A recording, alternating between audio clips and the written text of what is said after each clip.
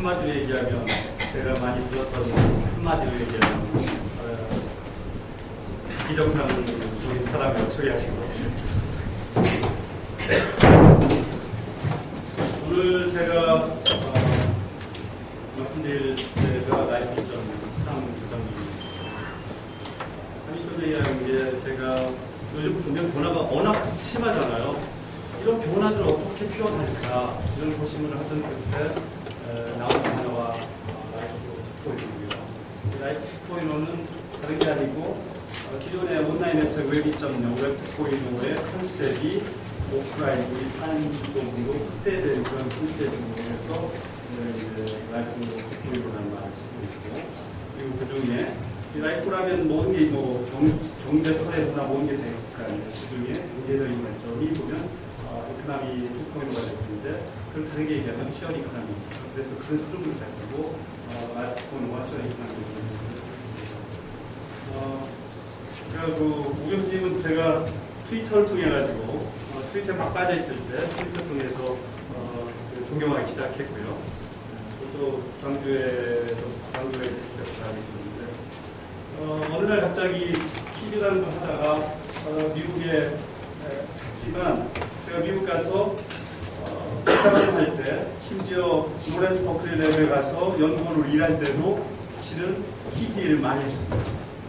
그렇게 오늘 퀴즈에 제가 어느 정도 빠졌었냐면 대학원 가서 공부하다가 시험이 끝나잖아요. 시험이 끝나고 나서 이제 피곤하니까 자고 나면 갑자기 여러분 느꼈을 거예요. 갑자기 여유로움이 막 밀려와. 그리고 이렇게 공허함. 이럴 때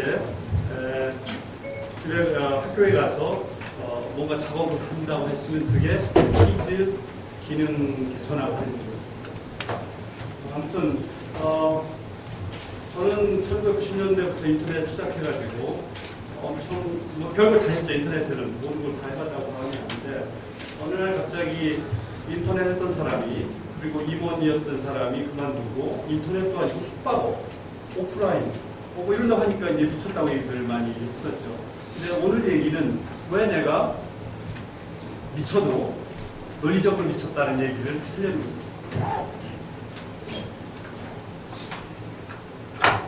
이게 제가 쓰는 인터넷의 세 글자로 쓰는 인터넷 시스템입니다. 1990년대 인터넷이 시작이 됐고, 그 다음에 많은 사람들이 참여하면서 어떤 새로운 지평의 웹, 심지어 많은 사회적인 변화를 가지고 웹 2.0. 근데 이게 지금 20년 이런 일이란 말이에요. 그래서 20년 동안 지금 인터넷이 우리 사회에 몰고 온 변화가 얼마나 큽니까? 그런데 지금까지는 대충 인터넷이 탄생해서 대충 왔다는 얘기를 하는 거예요. 그러면 앞으로 모바일 인터넷이 이렇게 익스포넨셜리 발전한다는 얘기인데 도대체 앞으로의 변화가 얼마나 크길래 이렇게 표현하냔 말이죠. 제가 이렇게 단어를 이렇게 표현했지만 모든 사람들, 이 모렐리나 이런 분들의 의견을 모아서 제가 표현한 거거든요. 지금 우리가 어느 날 갑자기 여러분 모든 사람이 스마트폰을 갖게 되는 그런 상황이잖아요. 그런 것들 보면 이 말이 맥센스라는 걸 알 수 있습니다. 그런데 스마트폰은 뭐예요? 모바일 인터넷은 우리 상황과 너무너무 밀접되어 있어요. 그러니 스마트폰, 모바일 인터넷은 그 자체의 인터넷의 발전만큼이나 우리 삶에 엄청난 영향을 미치고 이미 미치고 있어요. 그래서 일상생활에서 그냥 데스크에서 인터넷 하던 게 내 호주머니로 오면서 생활이 달라지고 있지 않습니까? 근데 여기에 또 하나 더 있는 거예요. 기술들. 얼마나 많은 기술들이 있어요. 빅데이터, 3D, 인터넷 오브 띵스, 뭐 클라우드. 옛날에 그냥 하나하나, 그 다음에 로봇도 그렇고 하나하나가 이 미래로만 생각했는데 오늘 갑자기 확 현실되고 있고. 그러니 이런 것들의 모바일 인터넷의 등장, 그 다음에 이런 어떤 디스토피한 테크놀로지의 등장, 이것들이 오프라인과 엮이면서 새롭게 만들어지는 패러다임. 그것을 저는 라이프 2.0으로 얘기를 한 거죠. 아까 말씀드린 것처럼 라이프 2.0이라는 것은 그냥 웹 2.0의 철학과 컨셉과 이것들이 모바일 인터넷과 다양한 테크놀로지로 인해서 일상화된 거예요. 그럼 웹 2.0이 뭐예요? 사람들이 참여하고 그리고 오픈하고 공유하는 과정에서 우리가 이전에 생각지 않았던 혁신이 일어나고 엄청 변화를 몰고 온 거잖아요. 그런데 그게 오프라인에서 상시적으로 일어나는 거예요. 여기서 지금 모바일 인터넷이라고 하지만 모바일 인터넷 단순하게 커넥티비티 얘기하잖아요. 여러분 지금 스마트폰 가지고 있으면 스마트폰이 뭐죠? 모바일 컴퓨터예요. 여러분이 집에 쓰고 있는 데스크탑 컴퓨터가 더 강력한, 그리고 그게 컴퓨터인지 모르고 쓸 수 있는 컴퓨터예요. 그리고 실은 인터넷은 모바일 인터넷이라고 얘기하지만 모바일 인터넷은 이제 인비지블해져요. 전기처럼, 공기처럼 이렇게 바뀌어요. 그동안 인터넷이 가져온 변화를 생각했을 때 이 모바일 인터넷, 인비지블 인터넷, 그 다음에 다양한 테크놀로지, 그리고 오프라인에서의 어디서 하나 쓸 수 있는 이런 유비쿼터스 이런 걸 생각해보면 앞으로의 변화가 얼마나 클지 거의 상상을 초월하는 거예요. 그래서 이런 통역 공유 오픈의 그런 형태가 온라인에서 오픈까지 되고, 그 다음에 이전에는 온라인에서 비트만 가지고 참여했어요. 근데 비트 가지고 이제 라이프, 어텀, 스페이스 이런 것들을 가지고 있고, 그리고 여기에 디스커티브 테크놀로지가 달라붙으면서 이전에는 생각할 수 없는 새로운 세상이 열리고 있습니다. 그래서 이런 새로운 세상을 어떻게 이해할까? 이해하기 힘들어요. 근데 저는 한때 되게 웹 2.0 환자였거든요. 그래서 웹 2.0으로 뭔가 세상 바뀌는 생각을 했었는데, 웹 2.0의 그 스토리로 지금 현상들을 보면 자연스럽게 웹 2.0 컨셉이 오프라인으로 확대되면서 이 지금의 현상을 쉽게 이해할 수 있고 앞으로 어떻게 변할지를 이해할 수 있는 거예요. 그 얘기는 변화가 어떻게 돼갈지를 안다는 얘기는 거기에 기회 요소가 있는 거거든요. 그래서 이제 제가 이런 공유를 많이 했는데, 웹 플랫폼, 웹 대신에 그냥 인비지블 인터넷, 모바일 인터넷으로 바뀌었을 뿐이고, 하나씩 콜렉티브 인텔리전스 당연하죠. 지금 컴퍼니가 하나 뭘 잘하겠다는 거예요. 지금 구글, 아마존, 이베이 이런 모든 회사는 무슨 회사예요? 유저들을 어떻게 하면 잘 꼬드겨서 뭔가 만들게 하고 그걸 잘 활용하는 회사들이에요. 자연스럽게 빅데이터 나오는 거고. 롱테일 뭐죠? 모든 것의 민주화예요. 3D 컴퓨터, 3D 프린팅이 어떻게 됩니까? 이제는 옛날에 뭔가 제품을 만든다 하면 누가 만드냐? 회사가 만들어요. 조직이 있고 막 이렇게 돼요. 이제 그럴 필요가 없는 거예요.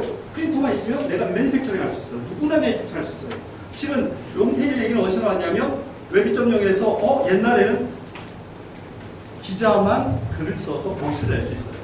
근데 웹 2.0이 나오면서 단순하게 정보 기자가 쓴 글을 소비하던 소비자로서의 어떤 컨슈머로서의 유저들이 블로깅을 해. 글을 쓰기에 시작해. 그러면서 모든 사람들이 보이스를 갖게 된다는 얘기부터. 그 다음에 아마존에서 바스앤노블에서 책을 팔 수 있는 곳은 한정돼 있잖아요, 공간이. 그러니까 잘 팔리는 책만 갖다 놓는데 아마존은 공간에 제약이 없으니까 모든 책을 다 구비해놔. 그러니까 팔리는 게 구비해놓은 책만, 아마존, 바스앤노블에서 구비해놓은 책만 팔리는데 아마존에서는 모든 책이 다 있으니까 잘 팔리는 책도 있다면 잘 팔리지 않은 책도 팔리는. 근데 이 얘기는 무슨 얘기냐면 단순하게 이런 제품만의 얘기가 아니고 사람들의 파워, 사람들의 액티비티 이런 모든 분야에서 롱테일 현상, 민주 현상이 일어나고 있는 거죠.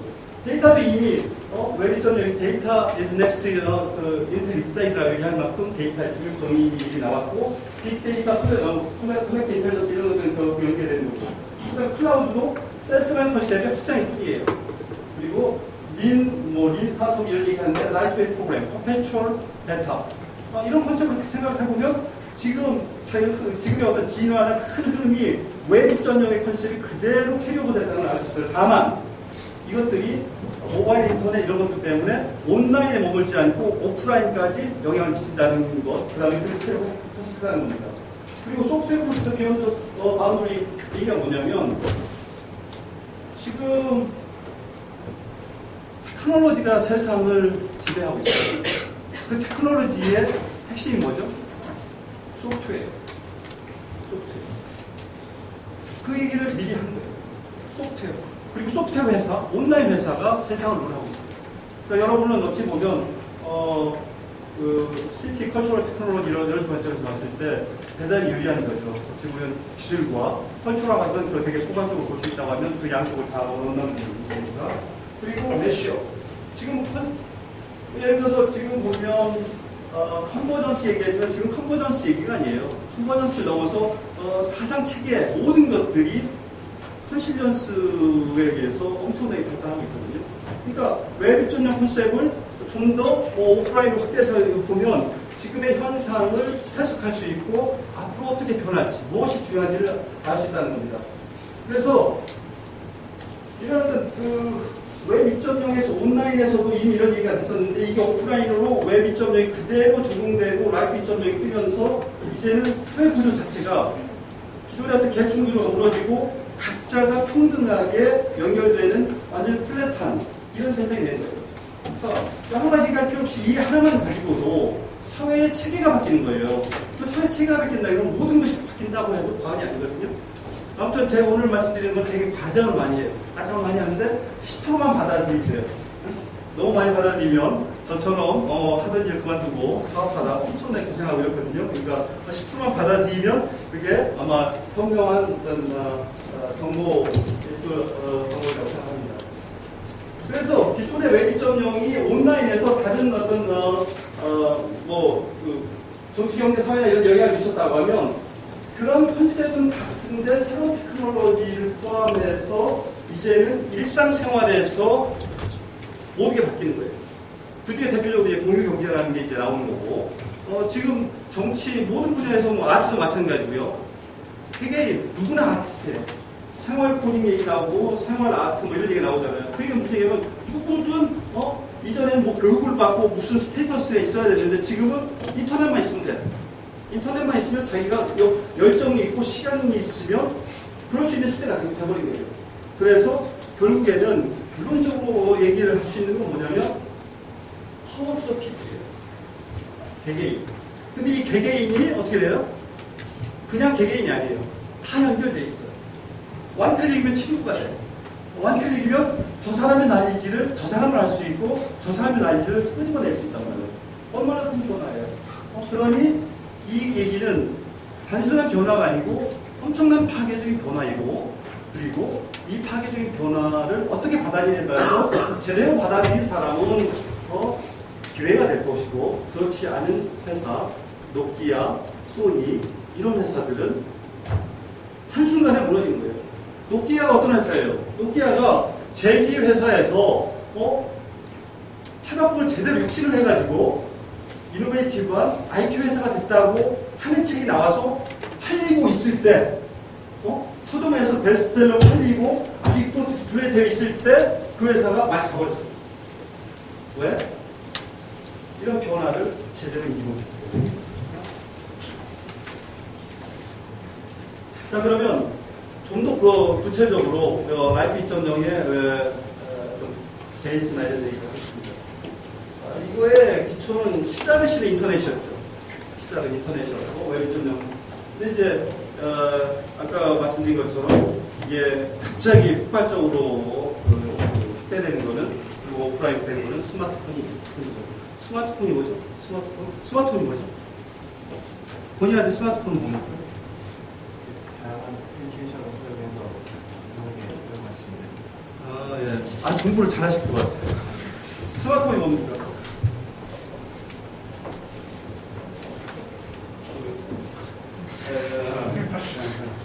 저도 모르겠어요. 사람한테 여러 얘기를 하면 엘터 있고 오다, 그 다음에 나와 세상을 다른 세계를 연결하는 창이다, 이런 식으로 기능적으로는 그야말로 앱이라는 앱을 통해서 다양한 이전에 여러 가지 얘기합니다만, 스마트폰은 저는 어떻게 보면 제2의 불과 같은 어떤 그런 것이 아닌가라는 생각을 해요. 인간에게. 5감 이후에 6감이기도 하고, 그래서 이걸로 촉발된 스마트폰이 어느 정도의 어떤 영향력, 파괴력이 있는가를 보여주는 그림이거든요. 새로운 미디어가 나와서, 그래서 라디오가 나와서 우리한테 영향을 미치는 것, TV가 나와서 영향을 미치는 것 생각을 해보세요. 그런데 라디오나 TV가 일반화되기까지는 되게 수십 년이 걸렸거든요. 인터넷은 한 20년 걸렸고, 그리고 지금 모바일 인터넷. 지금 이거 2010년도의 그림이거든요. 한국은 이미 80% 이상이 스마트폰을 쓰고 있거든요. 그래서 경제 활동하는 사람은 100%를 쓰고 있어요. 이게 얼마나 이렇게 익스포넨셜리가 증가하고 확대되는지 이 스케일을 알 수 있는 거거든요. 그리고 여기 보시면 이 바가 있는데 이게 다 디프레션이 있을 때예요. 스마트폰 모바일 인터넷이 파지기 시작한 게 디프레션이 있음에도 불구하고 이렇게 급속도로 파급되어 있거든요. 그리고 아까 스마트폰에 대한 데이터에 대한 얘기했지만 우리가 상상한 이상의 역할을 하고 있는 부분이고 그러다 보니까 기존에 온라인, 오프라인 처음에 인터넷 생겼을 때 대단히 간극이 있었어요. 일방적으로 내가 돈을 갖다 쓴데도 내려지고 그다음에 일전에처럼 좀 서로 사람들이 적극적으로 참여하면서 온라인, 오프라인이 좀 가까워졌고 근데 지금은 스마트폰으로 온라인과 오프라인의 구분이 없어요. 이거는 단순히 기능적으로 온라인, 오프라인 구분이 없어진 것뿐만 아니고 사람들의 생활 속에서도 그런 것 같아요. 예를 들어서 어떤 사람이 게임하다가 총을 맞았어. 그러면 실질적으로 총을 맞은 것 이상의 어떤 고통을 느끼게 됩니다. 이런 식의 되게 혼재되어 있는 그런 상황입니다. 근데 조금 더 나아가보면 마크 앤더슨이 2011년에 쓴 아티클 여러분 다 보셨을 거예요. 세상이 온라인이 소프트웨어 세상을 먹고 있다는 얘기거든요. 지금 그 세상을 먹고 있는 툴이 이 4개의 회사예요. 지금 오늘날 미국에 이런 회사가 없었다면 뭘까 생각해보면 솔직히 미국이 되게 암울할 것 같아요. 미국과 일본을 얘기할 때 미국의 미래가 있는 이유를 이런 회사 때문에 있다고 하는 거예요. 일본은 여전히 토요타가 최고의 회사야. 그런데 미국은 이런 혁신적인 회사가 나와서 패러다임을 바꿔서 리딩하고 있어요. 그렇기 때문에 이제 미국의 가능성이 있다는 얘기인데 소프트웨어가 실적으로 지금 이미 세상을 먹고 있어요. 심지어 테크노미라는 컨퍼런스에서는 오프라인은 끝났다는 얘기를 합니다. 그 얘기는 그만큼 온라인의 여파가 크다는 얘기거든요. 이 책을 읽어보셨는데 제가 그냥 타이틀만 봐서도 너무너무 이 현상을 적나라하게 반영합니다. 사회가 구글화 되고 아마존화 돼요. 구글이 어떤 회사인가요? 구글이 어떤 회사죠? 무슨 회사죠? 구글.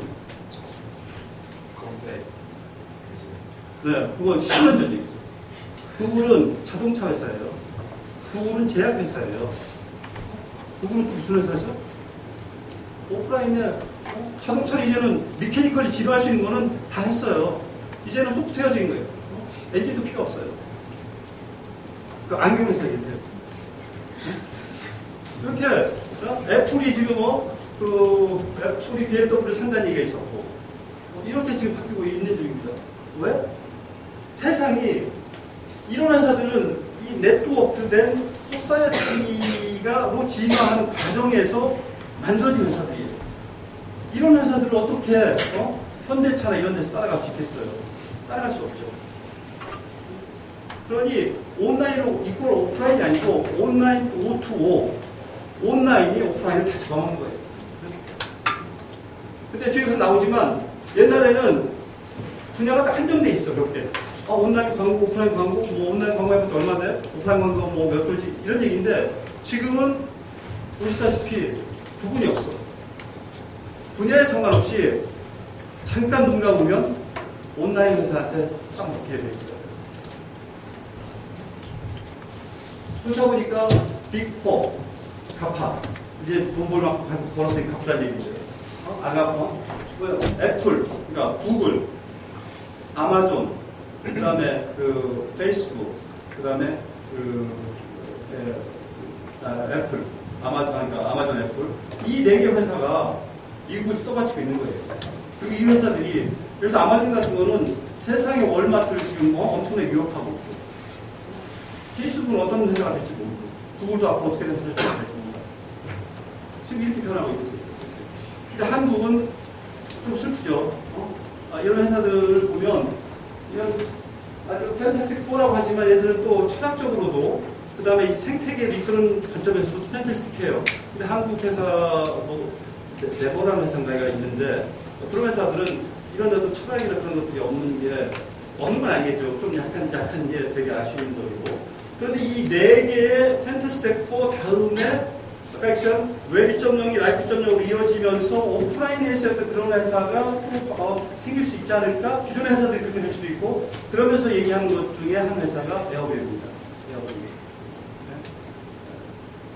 뒤에 이제 공유기 얘기를 많이 할 텐데 근데 이같이 모바일 인터넷이 이렇게 엄청나게 큰 영향을 미치고 온라인에서 하는데 여기 보시면 그 어느 하나 테크놀로지가 무시할 수 있는 게 없어요.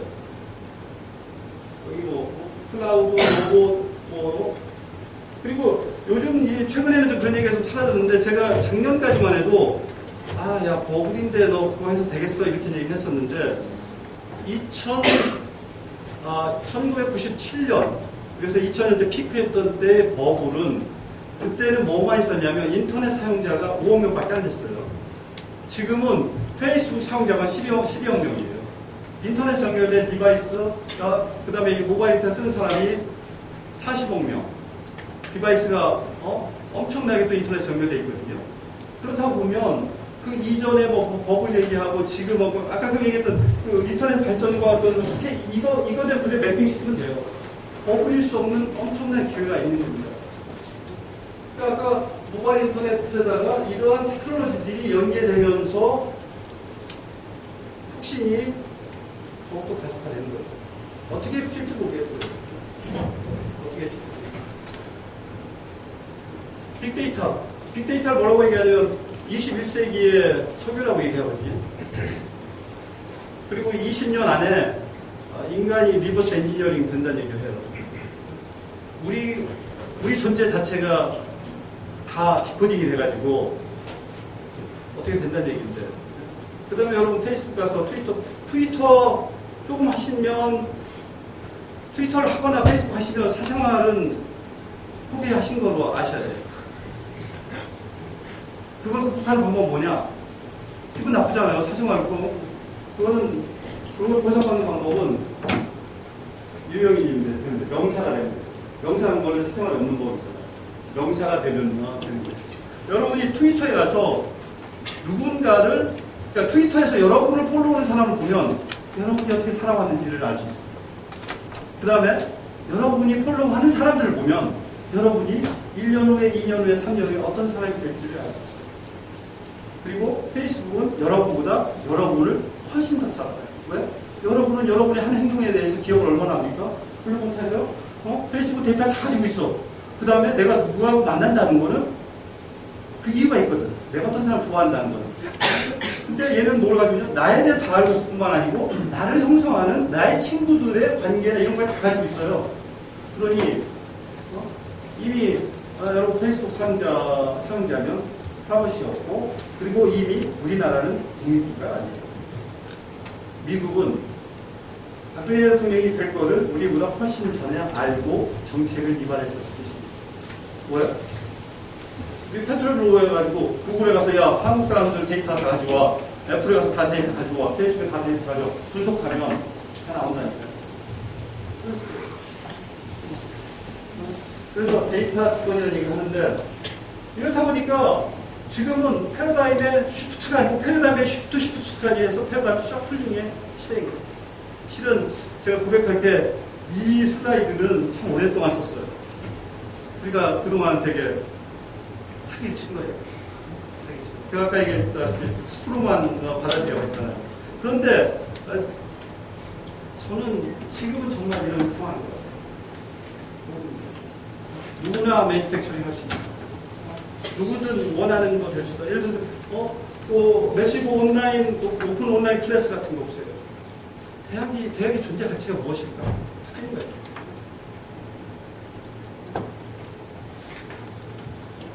이러한 변화, 이런 것들을 이제 저도 이제 단순하게 그냥 계속하는 게 아니고 여러 사람의 의견을 들어서 할 거 아니에요. 이런 변화를 수치적으로 잘 보여주고 항상 어떤 인터넷 미래의 트렌드를 제대로 짚어주는 분이 레니 미커라는 분입니다. 이분이 이런 변화 때문에 뒤에도 얘기가 나옵니다. 모든 것이 리이매지네이션 제한하는 얘기. 에브리띵.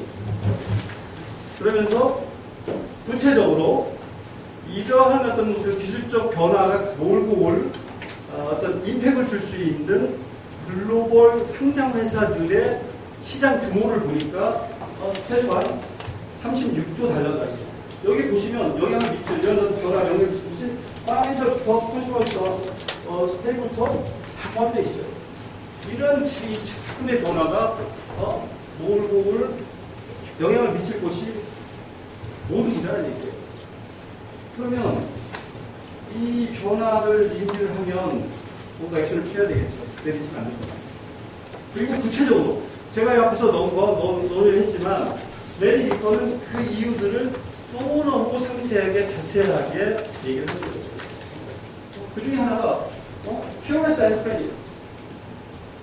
그래서 옛날에 익사이트라는 회사를 그 아이디어를 회사로 만들기까지는 몇백만 불의 돈이 들고 시간이 몇 년이 걸리고 팀이 있었어야 돼요. 지금은 클라우드, 모든 오픈소스 이런 것도 있으니까 그냥 펀딩도 안 받아. 크레딧카드 10,000불씩 대투내가지고 2만 불로 회사 차려서 몸을 만들고 이런단 말이에요. 근데 그런 과정에서 엄청난 시행착오를 겪지만 누구나 엔터프레이너야. 그런데다가 엔터프레이너들이 내가 그냥 싱글 사일로 아이디어만 가지고 한 게 아니고 이 아이디어 저에 갖다 묶고 엮고 이러잖아요. 그러니 이 혁신이 가속에 주는 거예요. 그러니까 오늘 얘기의 요점은 뭐냐? 엄청난 변화가 오는구나. 이걸 인지만 하면 실은 여기서 강의를 끝내도 괜찮아요. 그 인식만 있으면 인터넷을 어떻게 대응해야 될지, 무엇을 공부해야 될지 이런 것들은 오히려 제 슬라이드보다 더 최신의 정보를 슬라이드를 얻을 수 있습니다. 그러니까 이게 이제 인터넷 때문에 가능하게 됐는데 사람들이 서로 웹2.0에서 참여하고 이러면서 뭔가 지식을 공유하고 이러면서 인텔리전스가 올라가고 그 인텔리전스에서 새로운 테크놀로지 나오고 그 테크놀로지는 또다시 새로운 인텔리전스 만드는 이런 루프가 형성이 돼서 이렇게 빠르게 인터넷이 만든 이후에 엄청난 변화가 끌고 왔거든요.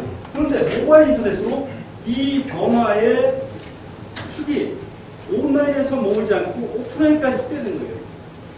그러면 그 변화의 이 사이클, 어떤 그 혁신의 사이클은 더욱더 스케일 면에서나 속도력이 커질 거라는 얘기죠. 그래서 싱귤러리티가 어찌 보면 이제는 현실적으로 와닿는 것 같아요. 싱귤러리티가 뭡니까? 기술이 엄청나게 발전해가지고 이제는 어떤 문제도 풀 수 있는 그런 시점을 이제 싱귤러리티라고 하는데 지금 싱귤러리티 유니버시티에서 만든 슬라이드인데 보면 우리가 이쯤 엄청난 변화의 목하에 있는 거 아니냐. 그래서 싱귤러리티는 어떤 라이프 2.0은 싱귤러리티의 어떤 현실적인 이해를 위한 컨셉일 수도 있습니다. 이게 시간이 10년이 걸릴 수도 있고 20년이 걸릴 수도 있겠지만 어찌됐든 이 트랙은 이미 닿기 시작했다는 거죠. 그래서 앞에서 라이프 2.0을 얘기하면서 디스트럭션, 그것도 레시브한 디스트럭션, 단순한 체인지가 그게 기회가 있다. 그리고 그 기회를 얻는 사람이라면 또 이제 노조가 있겠죠. 그래서 전체적으로 라이프 2.0에 대한 얘기는 결론적으로 얘기하면 웹 2.0의 컨셉과 추락이 모바일 인터넷과 테크놀로지의 변화에 따라서 오프라인으로 확대되면서 우리의 삶이 엄청나게 변하고 혁신되기 시작하는 게 이거고요. 그 다음에 이제 제가 말씀드린 게 이제 쉐어링 이코노미예요. 라이프 2.0의 핵심이 뭐예요? 사람들 중심의 세상. 사람들이 밸류를 애드하는 거잖아요. 그러면 거기에 정치적 사회는 모든 분야에서 사람들이 주체인데 그거 중에 경제라고 하면 이코노미 2.0가 될 텐데 이코노미 2.0를 다르게 얘기하면 사람들이 공유를 통해서 이어지고 또 사람들이 가치를 만들면서 흥분되는 거기 때문에 쉐어링 이코노미라는 말로 표현을 할 수가 있습니다. 기본적으로 웹 2.0, 라이프 2.0의 그런 어떤 컨셉을 베이스로 해서 쉐어링 이코노미는 기존의 배타적인 오너십, 소유의 중심에서 쉐어드 액세스로의 전환입니다. 근데 쉐어드 액세스가 뭐냐면 내가 다 같지 않지만 필요할 때만 갖는 스마트 오너십일 수도 있어요. 근데 우리 사회 체계가 어떻게 돼 있죠? 모든 게 다 개인의 소유권을 보장하고 그걸 보장함으로 해서 소유욕을 이렇게 부추기고 그래서 뭔가 하게 만들고 이래서 발전한 게 지금 경제 시스템이에요. 조금은 딴 얘기지만 지금 저희가 북촌에 있어요. 북촌이 인사동화 된다, 삼청동화 된다? 질문. 그렇게 될까요, 안 될까요? 안 될 것 같아요. 생각을 엄청 많이 하신 분이에요. 그 답을 좀 가르쳐주세요. 저는 될 수밖에 없어요. 왜? 우리 사회체계가 개인의 소유권을 존중하도록 모든 제도나 이렇게 다 돼 있어요. 내가 가게를 가지고 지금 참기름 가게를 하고 있어요. 이미 그런 일이 벌어지고 있는데 거기에 문화당 서점이 있어. 문화당 서점은 단순히 문화당 서점이 아니고 북촌을 이루는 되게 소중한 자산이에요. 거기 가면 옛날에 내가 학교 다닐 때 봤던 그 서점의 모습이 있고 이렇거든요. 그런데 세븐일레븐을 바꿨어요. 정부에서 어떻게 막았거든? 왜? 자기가 가지고 있는 가게를 누가 와가지고 2배 준다고 하는데 그거를 어떻게 막겠어요? 근데 옆에 참기름 가게가 있어. 그 참기름 가게 사장님이 누가 와가지고 그걸 하는데 어떻게 하겠어요? 인사동이 그렇게 바뀌었어요. 삼청동이 그렇게 바뀌었어요. 북촌도 그렇게 바뀔 수밖에 없어요. 그냥 놔두면. 무슨 좋은 해법이 있을 것 같은데 그런 해법이 있으면 저하고 나중에 얘기를 하도록 하고요. 아무튼 이렇게 지금 현재의 사회 구조의 기반인 개념을 흔드는 얘기예요. 그래서 쉐어리크나미는 보면 이미 쉐어리크나미 경우는 얘기했고 얘기가 많았어요. 클레버 컨섬션 얘기가 많았는데 요즘은 대세가 쉐어리크나미 가는 것 같아요. 쉐어리크나미로. 그러면 쉐어링이라는 게 없었던 거냐? 우리는 태국 때부터, 인류 시작 때부터 쉐어링을 했었거든요. 근데 갑자기 쉐어링 이코노미냐? 그 얘기는 뭐냐면, 이전에 친구와 가족 간의 쉐어링, 자금의 쉐어링이라면 지금은 그 쉐어링의 범주가 워낙 넓어진 거죠. 실은 다르게 얘기하면, 친구와 패밀리의 개념이 넓어진 게 있을 수 있어요. 왜요? 페이스북 때문에. 이렇든 저렇든 이전하고 다르게 와이드 쉐어링 되고 거기에 돈이 개입되면서 쉐어링 이코노미가 된 겁니다. 실은 쉐어링과 이코노미는 이게 아주 같이 갈 수 없는 단어잖아요. 그렇죠? 그런데 어떤 기술적인 발전과 이런 것들 때문에 이 쉐어링 이코노미가 부상을 하는데 이 쉐어링 이코노미에 대한 제르미 픽이 이제 2000년도에 했던 The Age of Access에 보면 이미 미래 시대는 액세스하는 시대로 갈 것이다라는 얘기를 하고 있습니다. 이미 예견이 되었던 상황이고, 그래서 왜 삶을 쓸데없이 쓸 만큼만 돈 지불하고 살면 되지. 예를 들어서 저한테 살면 10%밖에 안 쓴다고 하면 액션을 써도 왜 필요할 때 쓰면 되지. 왜 갖다가 세워놓고 감가상각에 쓰지도 않는데 보험료 내고 관리하느라고 힘들어. 이런 얘기를 이미 제르미크를 했었고, 그 다음에 이제 이 클레버 컨설션, 이제 이 쉐어링카미가 실질적으로 개념화되고 하는 데 있어서 큰 역할을 하는 게, 레첼 보츠만이에요. What's Mine is Your's라는 책에서. 근데 단어는 콜라보레이티브 컨섬션이라는 단어를 썼죠. 근데 개념적으로는 쉐어링카미하고 똑같은 얘기입니다. 근데 저도 이제 처음에 쉐어링카미와 클레버 컨섬션 얘기 나왔을 때 저는 왜 쉐어링카미여야 되냐고 얘기를 했냐면, 기본적으로 웹 2.0의 컨셉을 그대로 적용한 거예요. 무슨 얘기냐? 주체가 사람이라는 거예요. 경제가 뭐예요? 뭔가 가치를 만들고 디스트리뷰션하고 컨섬션하는 거잖아요. 그러면 이 만들고 디스트리뷰션 컨섬션한 모든 거에 사람이 주체가 돼야 돼요. 근데 이거는 컨섬션만 포시가 됐기 때문에 제대로 웹 2.0, 라이프 2.0의 그런 흐름을 제대로 반영하지 않은 거기 때문에 저는 이제 쉐어링카미라고 썼는데 전체적으로 그런 얘기를 쉐어링카미가 지금 이제 대세를 이루고 있고 작년이 아니죠. 8월 달인가, 레츠 포츠만이 서울에 왔어요. 1시간 동안 얘기를 했는데, 대단히, 대단히 큰 인사이트를 많이 받았습니다. 그리고, 메리 미커도 작년에, 쉐어링카미가 뜰 거다. 제가 이걸 굳이 한 거는, 올해도 아마 이제 메리 미커가 또 인터넷 트렌드라는 거에서 발표할 거예요. 여러분 이미 알고 계시겠지만 메리 미커의 그 인터넷 트렌드 슬라이드는 일단 무조건 몇 번 일고 되새겨 봐야 되고요. 거기에서 거론된 회사들, 그런 회사들은 꼭 벤치마킹을 하셔야 돼요. 그러면 거기에서 그 전체적 흐름을 인터넷 흐름을 이해하는 데 되게 도움이 될 건데 이분이 얘기했기 때문에 저는 믿는 것이었고 그런데 지금 어떻게 되냐? 포브나 더그라프트나 이런 데서 이미 공유 경제에 대해서 메인으로 다루기 시작했고요. 그리고 이게 지금 몇 개월 전이거든요. 지금은 더더군다나 메인스트림이 돼가고 있다는 얘기가 듭니다. 근데 한국은 다르죠. 한국은 뭐 시어링 이코노미 뭐 이렇게 얘기하고 하지만 별로 그렇지 않은데 미국, 유럽 같은 경우는 뒤에 나오는 얘기지만 시어링 이코노미의 중요성에 대한 인식이 높아가면서 뭐 챌린지도 많고 하지만 그래서 시어링 이코노미에 대한 다양한 이슈들이 거론되고 메인스트림 거론이 되고 에어비앤비가 밸류에이션이 한 5년 전에 샀는데 25억 불. 그래서 와 했는데 얼마 전에 우버가 차 라이드 쉐어링 하는 회사인데요. 우버의 밸류에이션이 구글이 2억 7천만 불인가 얼마를 투자하면서 34억 불, 3조가 넘는 4조가 되는 회사가 있어요. 여기 여러분들 중에 이런 회사 만드는 분 나오셔야 되지 않나 싶습니다. 그런데 우버는 그러니까 사이언티스트 회사, 사이언스 회사, 테크놀로지 회사를 넣어서 사이언스 회사.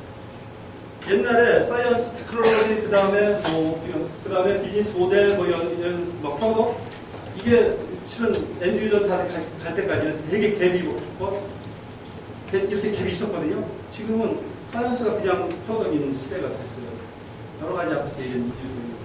그리고 이제 구글 마이너스 서비스를 뿐만 아니고, 그리고 우버에 엄청난 투자를 했고, 그 중에 이제 에어비앤비가 그래도 이제 커네블 컨섬션 하면서 쉐어링 이코노미를 리딩하고 있는 게, 방이 30만 개쯤 되고, 가입자가 450만, 그 다음에 사회도 4만 명, 피크일 때는 17만 명까지 사용했다고 얘기를 하더라고요. 192개 나라. 그리고 레비뉴는 얘기할 상황은 아닌 것 같아요. 그렇게 레비뉴 때문에 별려서 그런 것 같지 않고, 별려서 25억이요. 그런데, 생각해보세요. 인더스트리가, 헤비 인더스트리, 뭐, 프로덕트 만들고 이런 인더스트리는 가면 갈수록 이렇게 더 컴피티션이 커지고 이러는데, 가면 갈수록 더 확장되는 시장은 뭐냐면, 여행, 레저 이런 쪽이거든요. 전 세계 400만 명이 쓰고 있어요. 500만 명이 쓰고 있어요. 그러면 처음에 방공으로 들어갔다가 지금 어디까지 가냐? 로컬 서비스까지 가잖아요. 온라인을 오프라인에 적용해서 제대로 포커스해서 사는 회사, 에어비앤비, 공유경비 기업으로서의 에어비앤비를 보면 대단히 앞으로 어떻게 진화할지 관심사항이고요. 이런 이유 때문에 제가 에어비앤비를 대학 없이 카피하고 있습니다. 그리고 많은 회사들의 펀딩이 일어나고 있는데 전 세계적으로 200개 정도의 스타트업, 쉐어링 공유기업 업체들한테 펀딩이 되고 있고 전체 규모는 2조 정도, 2억 25조 정도인데요. 그래서 아까 말씀드린 것처럼 가장 큰 최근의 딜은 우버의 구글 벤처가 2억 5,800만 불 투자했습니다. 그러니까 우리도 이미 온라인 투 오프라인, 이 쉐어링 이코노미 이런 쪽에 자체적인 서비스도 만들 뿐더러 이런 어떤 관련된 회사에 투자를 시작했습니다. 그러면 왜 그러면 이런 쉐어링 이코노미가 가능하게 됐느냐 하는 어떤 이네이블러라는 측면, 팩터를 보면 우선적으로는 기술적으로 예를 들어서 이런 얘기를 해요. 옛날에 에어비앤비가 처음에 몇 년 동안 이제 되게 라면 많이 먹었어요. 왜냐하면 누군 줄 알고 우리 집에 재워. 주인이 누군 줄 알고 같이 자냔 말이에요.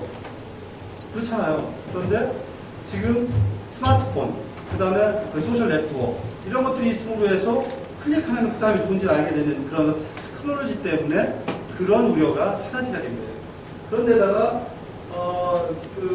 금융사태 있고 이러면서 경제가 안 좋으니까 돈을 세이브하겠다는 욕구, 돈을 좀 어떻게 벌어볼 수 있지 않을까? 돈 뭐 투자 안 하고도. 그런데 제일 큰 것이 여러 가지 이거예요. 근데 이 경제적 이유 때문에 처음에 참여를 하는데 보니까 이게 환경을 위한 일이고 이게 사람들하고 이렇게 소통하다 보니까 사람들을 더 신뢰하게 되고 사회적으로 좋고 이런 식이에요. 그러면서 빈방공유를 처음에 돈 때문에 시작했던 사람이 다른 밸류를 더 터득하고 이러면서 더 적극적인 이런 식으로 기하는 식입니다. 실은 이런 어떤 팩터, 당연히 아이들 캐패시티가 있어야지. 내가 있는 거 가지고 쓰지 않는 걸 공유할 때 이제 거기에서 이해 가치가 나오는 거니까. 근데 이런 팩터 말고도 여기에 적지 않았지만 또 중요한 팩터가 뭐냐면 어버넌 도시를 자꾸 물립니다. 우리가 도시는 제한되어 있잖아요. 그러니까 도시에서는 쉐어링이 없이 앞으로 도시가 존재할 수 없는 거예요. 그러니까 쉐어링은 어쩔 수 없이 올 수밖에 없는 거예요. 그 다음에 더 중요한 거. 사람들이 쉐어하면 안 되잖아요. 근데 여러분 지금 밀레니엄에서 Y 제너레이션 처음에 태어날 때부터 쉐어링 네이트예요. 온라인에서. 그러니까 온라인에서 쉐어링 하는 게 그냥 오프라인에서 자연스럽게 이어지는 거거든요. 그러니까 여러 가지 관점에서 보면 쉐어링 이코노미는 진행될 수밖에 없는 흐름인 거죠. 이미 경제적인 얘기 있고 그 다음에 기술적인 거. 모르는 사람의 신뢰가 가능하고 그 다음에 효율적으로 할 수 있고 쉽게 스마트폰이 그 역할을 많이 한 거죠. 예를 들어서 뭐 우버 말고 집카 이런 것도 보면 뭐 키를 주고받고 뭐 이렇게 한다면 번잡수가 힘들 거예요. 근데 스마트폰을 툭 돌려서 할 수 있고 이러니까 가능한 겁니다. 그리고 이제 사람들이 기존 경제 체계에 대한 회의 이거 말이야. 아까처럼 소유 중심으로 이렇게 막 돈은 벌고 난리치고 했는데 돈은 벌어. 계속 더 벌어. 소득은 올라갔는데 삶의 질이나 행복감은 그대로인 거예요. 그래서 기존 경제 체계로는 도저히 안 되겠다는 어떤 이런 인식 이런 것들이 이제 쉐어링 이코노미를 좀 더 여기에 관심을 갖게 하는 거고 보면 그렇잖아요. 우리가 호텔에 가서 자면 누가 돈 버는지 몰라요. 어떤 놈이 돈 버느냐면 자기 그 호텔에 투자는 어떤 놈이야. 근데 여기까지 빈방 공연 에어비앤비에요. 투자자에 통해서 자면 주인한테 돈이 가고 그 다음에 그 주위에서 밥 먹으면 그 주위로 로컬 경제를 살리는 거예요. 그러니까 기존 캡사리비 1%를 위한 그러면 이 공유 경제는 그야말로 우리를 위한 나를 위한 경제인 거예요. 그래서 기존의 어떤 시장 경제와 자본주의의 보완제로서 지금은 아니면 궁극적으로는 이걸 바꾸는 어떤 대체제로서의 쉐어링 이코노미에 대한 가능성이 언급되고 있는 겁니다. 그리고 일마찬가지로 라이프 프라이즈. 지금 여러분이 사고 쓰고 뭐 이런 것도 있잖아요. 그러니까 너무 많이 하이퍼 프로덕션, 하이퍼 컨섬션 시스템. 이대로 간다고 하면 지금 현재대로 간다고 하면 이건 서스테이너블 하잖아요. 지금 후손들의 리소스를 땡겨다가 환경을 망치면서 우리가 살고 있는 거예요. 지금 이런 소비 행태로 한다고 하면 지구가 3개가 있어도 모자란다는 거예요. 이건 우리 자기를 파괴하는 거거든요. 그래서 이런 환경 문제를 포괄해서 어떻게 했어요? 리소스를 효율적으로 이용해야 돼요. 환경을 보호하면서도. 그런 어떤 이런 환경에 중요한 차가 그 다음에 아이들 캐패시티 여러분 반대 얘기할 필요 없어요. 여러분 집에 1년에 한 번도 안 쓰는 게 아마 최소한 물건이 20-30%는 될 거예요. 1년에 한 번 쓰는 거가 80%일 수도 있어요. 그런 것들 다 쟁여놓는 거예요. 그 다음에 지금 경제적으로 이렇게 계속 진화시키는 이렇게 없는 욕구도 막 만들어. 광고해서 막 그 다음에 사게 해. 이런 악순환이 계속되고 있거든요. 이게 뭐 끊기지 않으면 지구도 멍들고 우리는 행복해지지 않고 있거든요. 그리고 이런 것 주체가 쉐어링 네이티브라는 게 더욱 이게 진행될 수밖에 없고 이전에 베이비 부머 시대의 사람들은 저도 거기 쪽에 속한지 모르겠어요. 내가 어떤 차를 가지고 있느냐, 내가 무엇을 소유하고 있느냐, 내가 어떤 집을 가지고 있느냐가 나예요. 근데 와이드네이션은 그렇지 않다는 거예요. 실적인 가치에 치중한다는 얘기예요. 집카의 성공 요인 중에 하나가 옛날에는 멋진 차를 타면 멋있어야 되는데 집카를 좀 달라져서 집카를 쓰면 저 친구는 개념 있는 친구야. 환경 문제야. 이래서 오히려 보다고 나는 그런 힘이 있다고 해요. 그런 때문에 생각하고 하는데 자, 드릴을 왜 사냔 말이에요. 드릴을 내가 그 장식품을 사는 거 아닐 거 아니에요. 드릴은 내가 구멍을 뚫기 위해서 사는 거예요. 그래서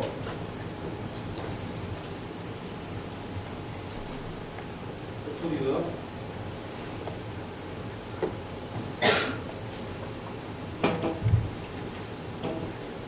한 박자 실어야 돼요.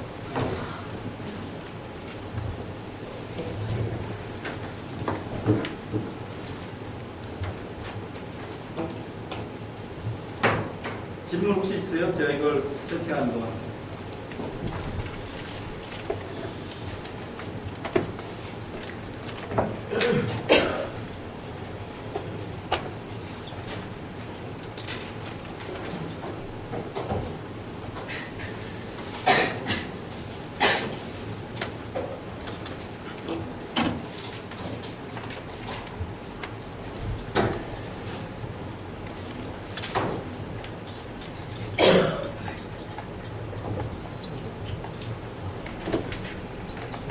기획된 행동이었고요.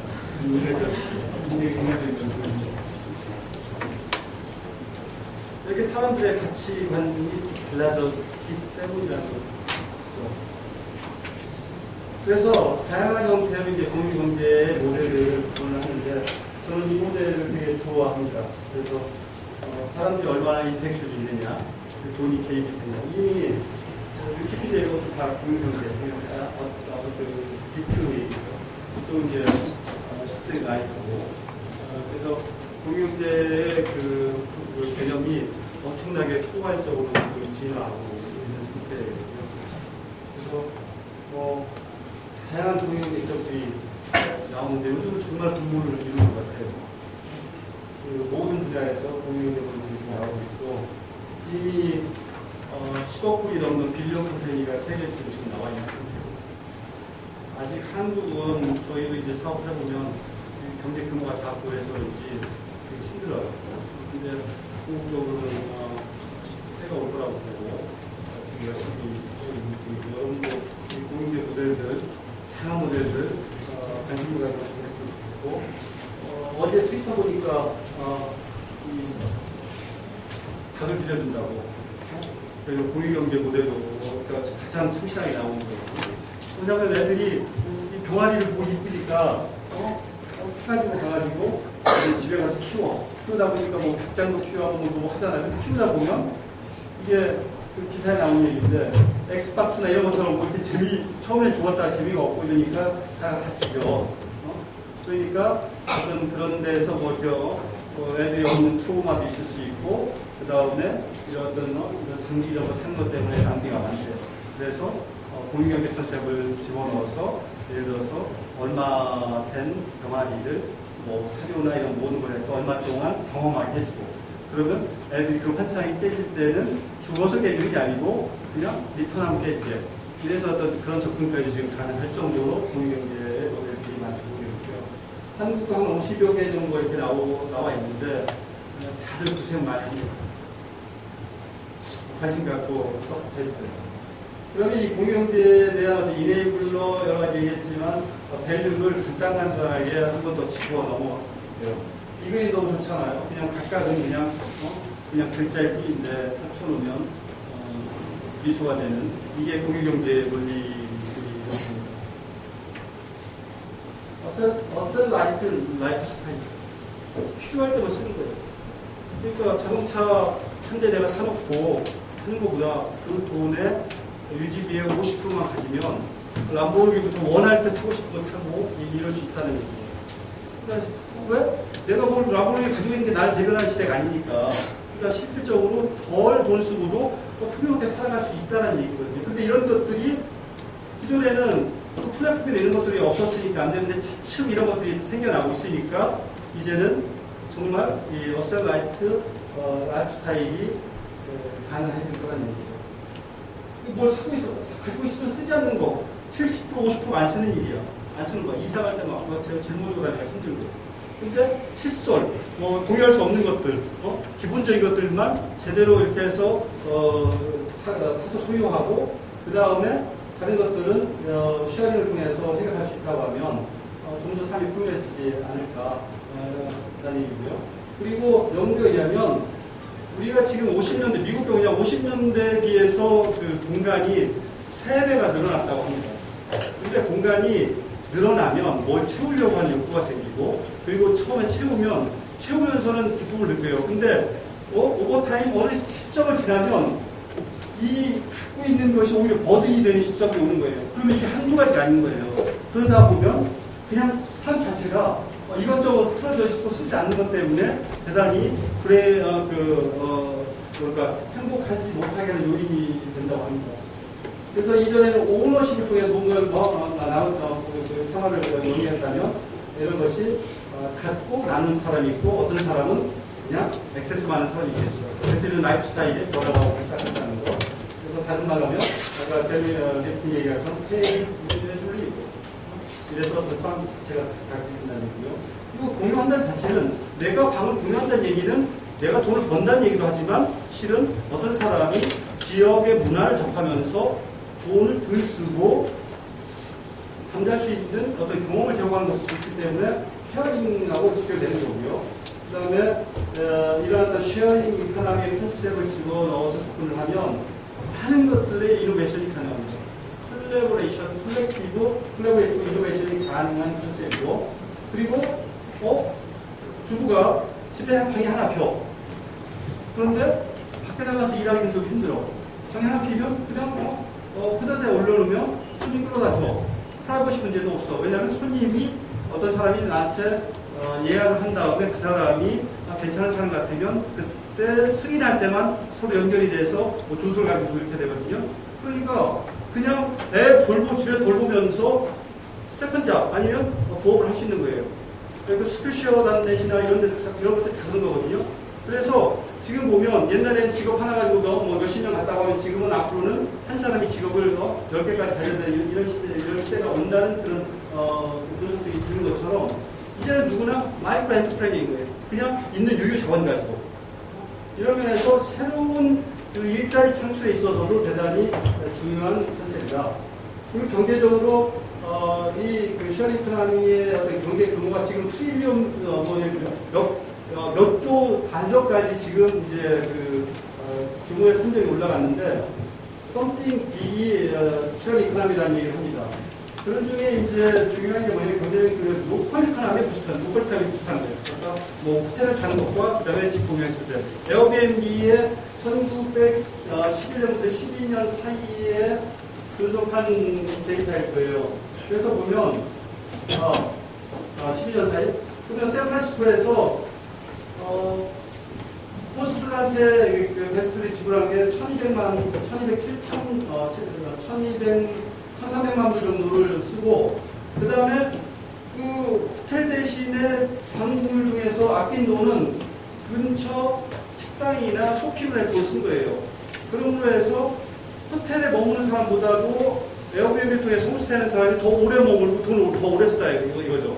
그래서 자연스럽게 호텔을 소유한 어느 나라 사람한테 돈이 가는 게 아니고 샌프란시스코에 사는 그 사람들한테 실질적인 경제적 이득이 가게끔 함으로 해서 로컬 경제를 살리는 그런 효과가 구체적인 수치로 나왔고요.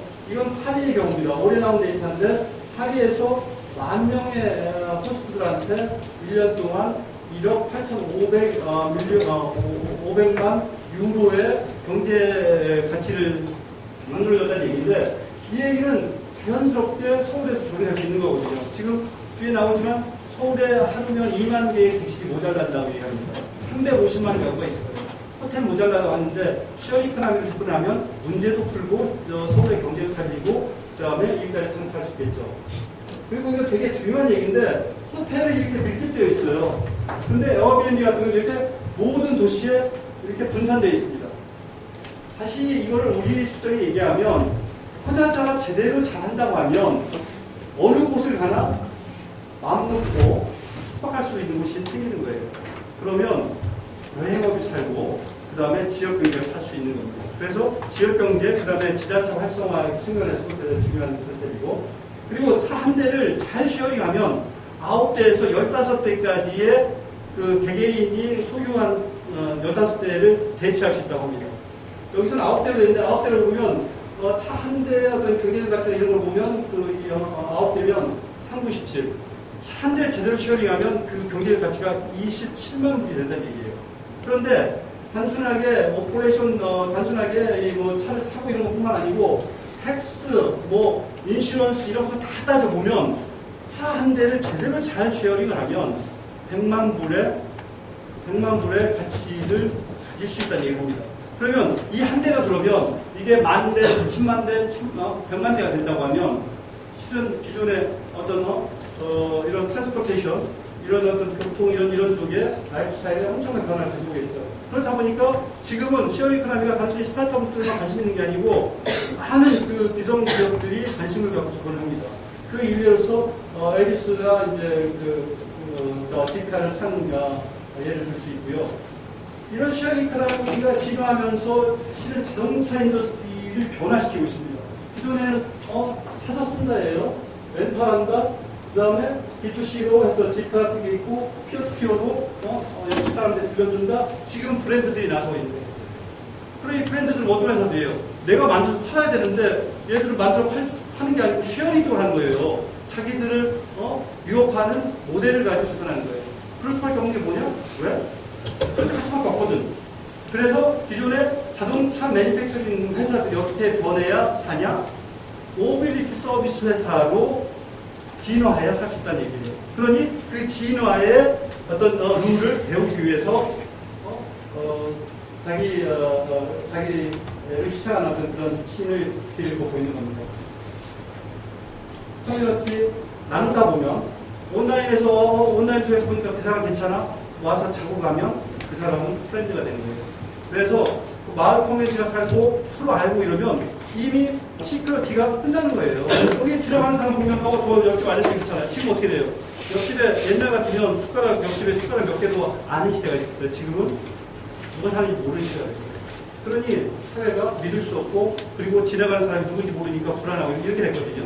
근데 사회 신뢰 지수가 경제적인 이펙을 주는 걸 보면 엄청나거든요. 그런 것 따져보면 경제를 위해서도 대단히 시어링 이코노미가 돼야 된다. 서스테이블리티 당연한 얘기죠. 리소스를 효율적으로 이용하니까. 그 다음에 이전에는 실은 경제와 환경 이거는 항상 따로 갔어요. 자원을 캐다가 팔아 돈은 벌어 환경 안 좋고 리소스로. 근데 시어링 이코노미가 돼요. 이게 부유부이 될수록 리소스의 효율이 올라가고 그 다음 환경을 보호하게 된 거기 때문에 경제와 그 다음에 이런 어떤 환경이 같이 진행이 되는 서스테이블한 어떤 모델이라는 것. 이렇게 보면 국민 경제는 경제적으로, 커뮤니티적으로, 그 다음에 잡 크리에이션에도, 그 다음에 엔바이런먼트에도, 그 다음에 사회적 신뢰지수 필요인데도 모두 혁신. 이런 모든 거에 엄청나게 좋은 영향을 미치는 매직과 같은 거예요. 매직. 이렇게 느끼니까 막 그냥 24시간 일하는 거였습니다. 그런데 이슈도 꽤 있죠. 어떤 이슈? 모르는 사람들 간에 어떻게 모르는 사람들 연결해 여전히 사고의 위험성들이 있는 거거든요. 이런 모르는 사람들의 트러스트를 어떻게 확보할 것이냐. 그 트러스트, 관계에 있어서 트러스트라면 레퓨테이션을 제대로 파악을 해야 트러스트 관계를 만들 텐데 이 레퓨테이션을 어떻게 꺼낼 것이냐. 그러다 보니까 지금은 이제 이런 사람 개개인의 레퓨테이션을 제대로 파악해주기 위한 어떤 회사들이 생길 뿐만 아니고 앞으로의 레퓨테이션은 여러분이 기존의 크레딧, 파이낸스 크레딧 이런 거, 학점 이런 거 이상으로 가치를 얻을 거란 얘기예요. 실적으로 이미 구조대에서도 어떤 사람을 타임할 때 그 사람한테 트위터 아이디어와 페이스북 아이디어를 물어봐요. 그러면 그걸 좀 몇 개 뒤져보면 그 사람이 어떤 사람인지 파악할 수 있는 거예요.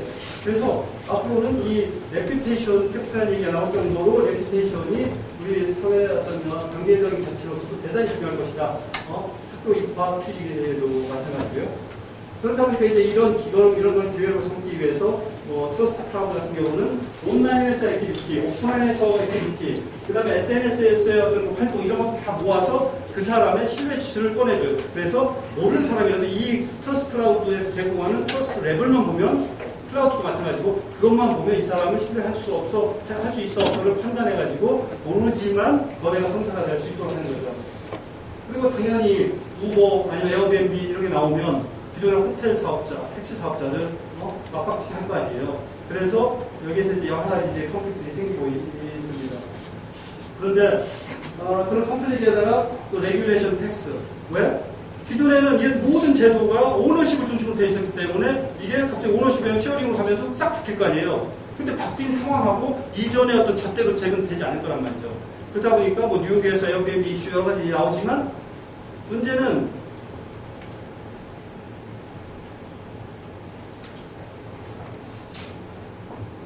좀 더 해도 되나요?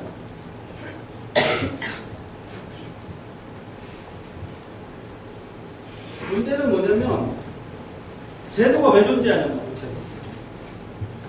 제도가 왜 존재하죠? 정책이 왜 존재하죠? 실은 사회를 위해서, 사회 구성을 위한 거예요. 근데 시어리 이코노미는 어떤 거죠?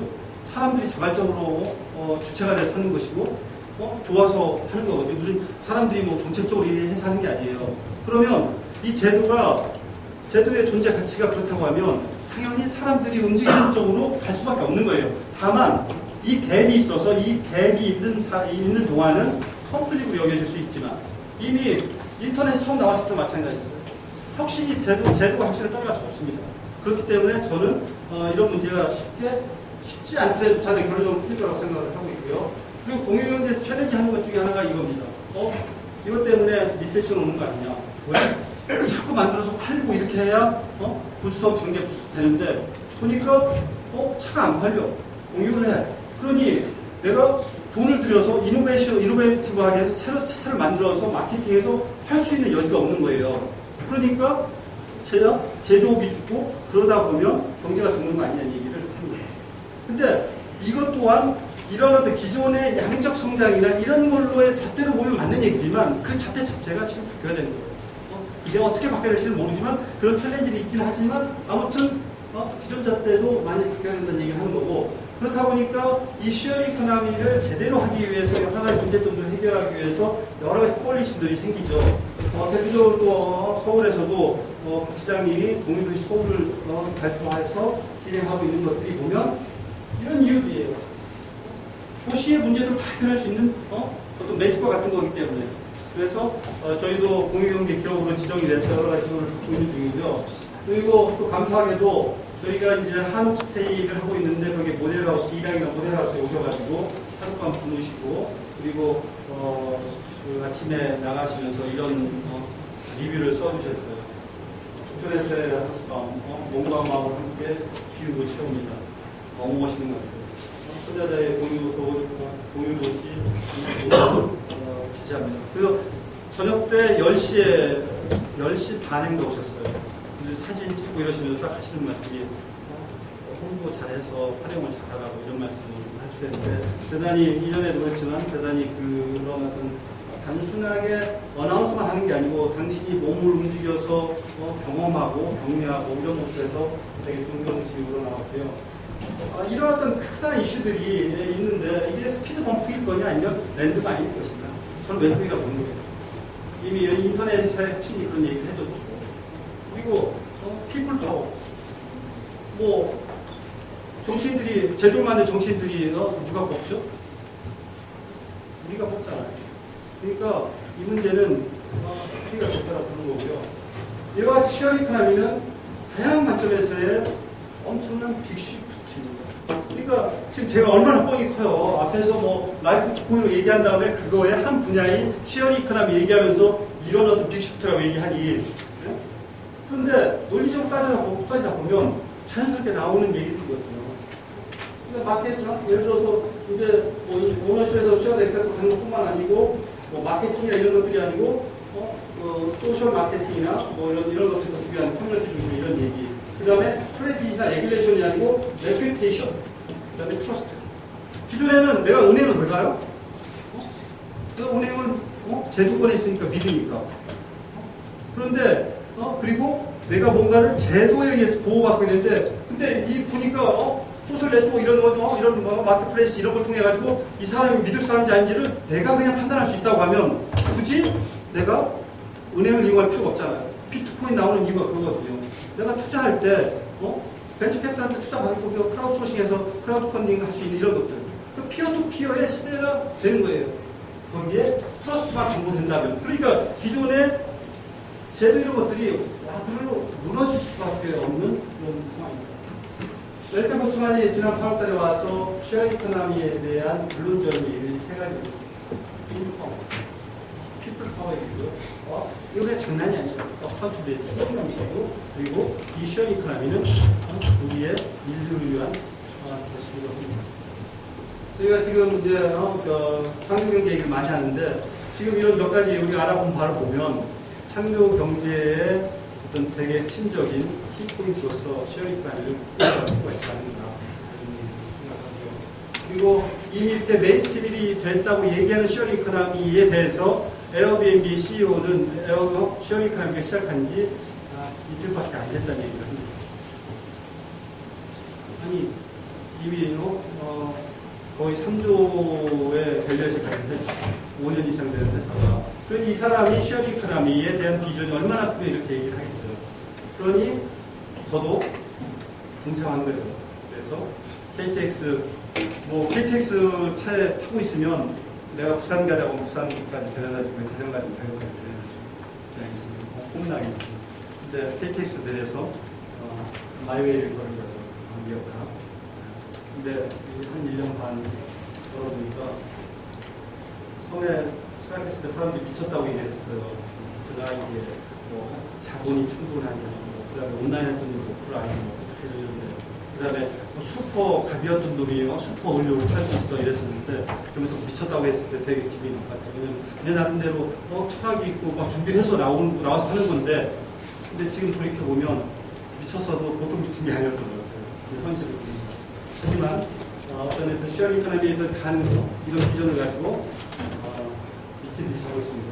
그래서 나온 게 위시어 홈 하우스를 홈으로 하는 게 아니고 홈이고요. 커뮤니티 그리고 한국시대와 서울시대를 하고 있고 서울시의 경영기격으로 선정이 됐고 그 후에 어떤 분야다 어떤 트러스티드 에이전시이고 지금 현재는 대화 없이 에어비앤비를 카피하고 있습니다. 다르게 얘기하면 리인벨을 한다고 하고요. 카피에도 서비스만 카피하는 게 아니고 그들의 비전, 그들의 레비뉴, 그들의 밸류에이션까지 카피할 거기 때문에 궁극적으로는 오프라인 패스트기획과는 망상을 하고 있습니다. 왜? 온라인 또 오프라인의 큰 변화, 오너십이 액세스 바뀌는 거, 그 다음에 관광산업이나 이런 쪽이 인더스트리가 크는 거, 이게 지금 투자자를 크로스하는 큰 흐름 세 가지입니다. 기회가 있는 거죠. 그리고 현실적으로 2만 개의 객실이 당장 올해도 들어가고 2017년에는 3만 개가 들어갑니다. 그리고 2020년대에는 2천만 명이 온다고 하거든요. 그러니 사회적인 큰 문제가 될 거 아니에요. 그래서 거기에 기회가 있다고 생각하고 여기 보면 도쿄보다 서울에 사람이 더 많이 와요. 근데 도쿄는 7만 객실이 있어요. 서울에 2만 많아야 3만 개밖에 하거든요. 그런 걸 보면 그것도 객실의 구조뿐만 아니고 여러 가지 관점에서 기회가 있다고 보는 거고요. 근데 이제 에어비앤비하고 저는 항상 에어비앤비가 어떻게 싸우는지 생각했었거든요. 에어비앤비하고 싸우는 어떤 뭐가 있어야 되겠다 싶어서 한옥스테이 일본의 일반 이상의 어떤 브랜드를 갖는 한류 관광 상품으로 만들자 이런 어떤 포부를 가지고 있습니다. 그리고 이게 이런 어떤 경제적이나 이런 전략적으로만 접근하겠습니까?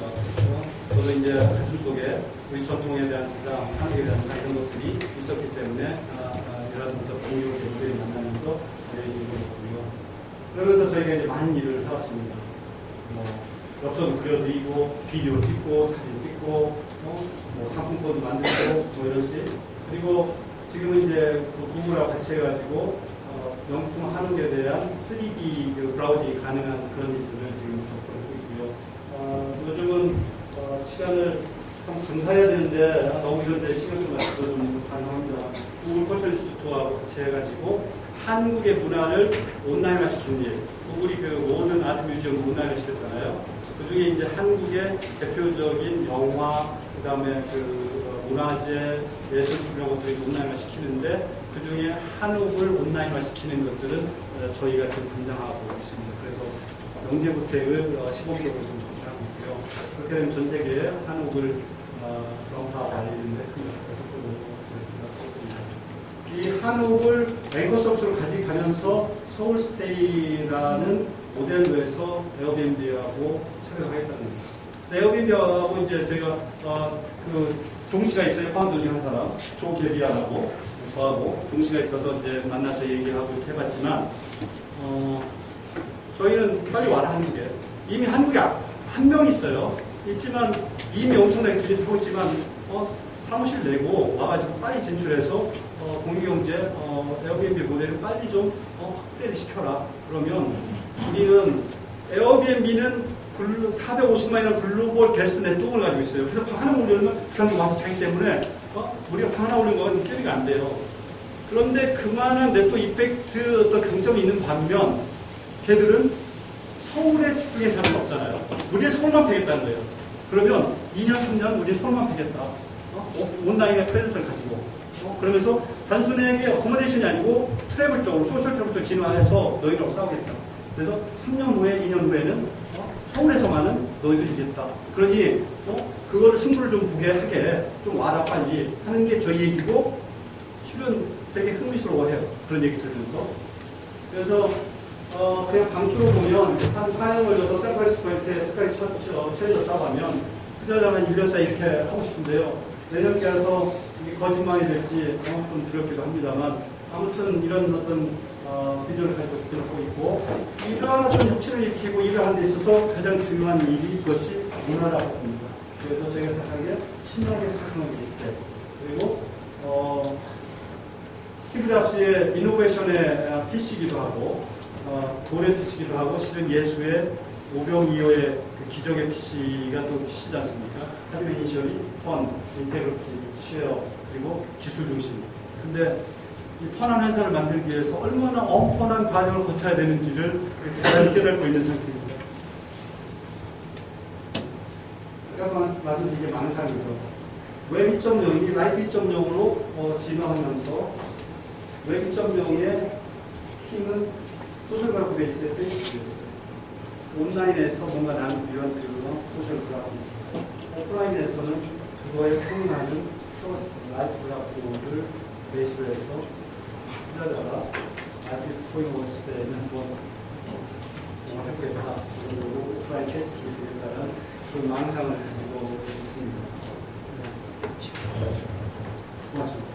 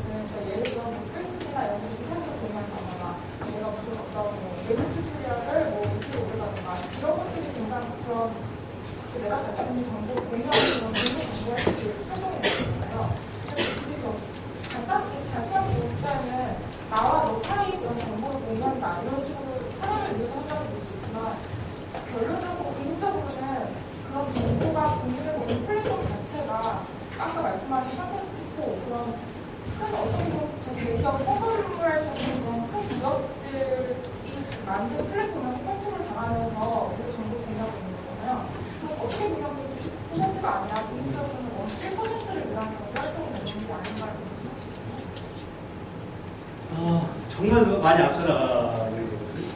무슨 얘기예요? 그 얘기가 지금 이제 나오기 시작한 얘기예요. 자, 모든 사람을 위한다고 해놓고 실은 그걸로 해서 99%를 위한다고 해놓고 돈 버는 게 누구냐? 우버, 에어비앤비인 거죠. 그러니까 사람들이 참여하게 해놓고 그거의 열매를 자기들이 가져가는 거예요. 일부 소수가. 근데 일부 소수 누구냐? 기존의 자본주의. 거기에 투자한 사람이 가져가는 거예요. 이거 넌센스잖아요. 그래서 나온 얘기가 공유경제기업은 기존의 그런 기업 모델하고 달라야 된다. 그래서 사용자들하고 이렇게 하는 우리 협동조합 같은 것이 되어야 된다는 얘기가 나옵니다. 그러니까 지금 얘기는 저도 그게 그 어떤 챌린지에 대해서 되게 센스하다라고만 받아들일 정도예요. 공유경제 그렇게 열심히 파고 했으면 뭐.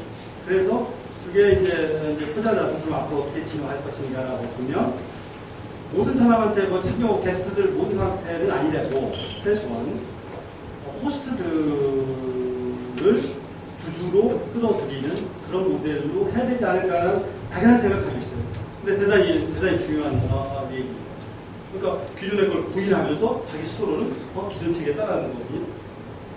그런 거는 되게 어떤 그 연구 대상으로 되게 좋은 것 같아요.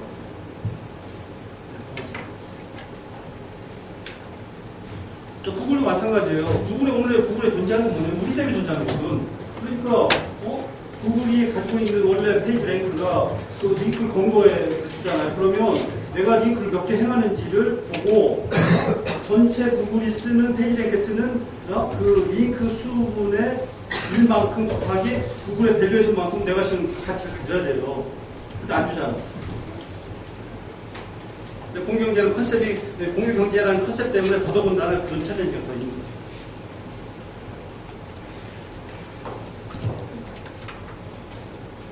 엽서도 있고. 엽서, 이게,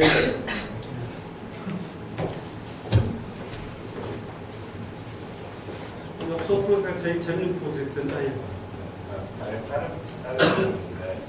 공유형들 얘기하는데 보면은 어떻게 보면 낮은 경제력을 보면서 이제 자기가 이제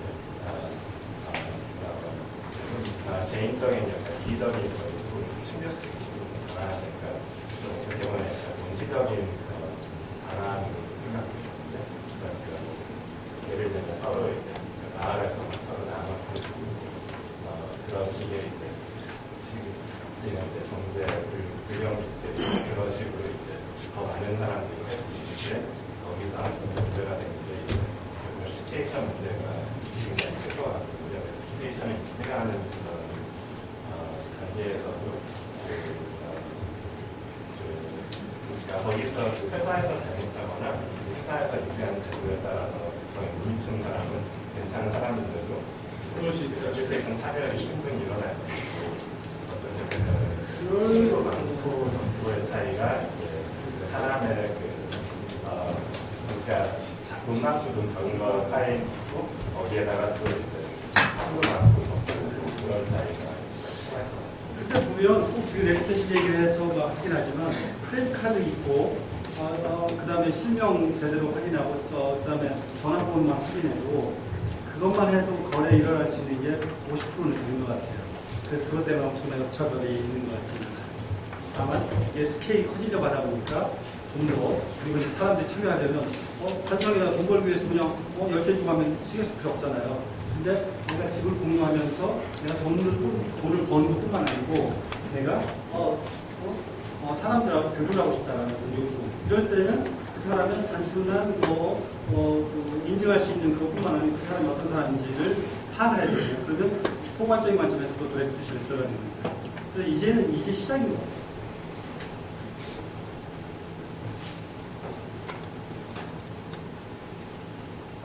진행하다 보니까 저희는 그런 생각이 들어요.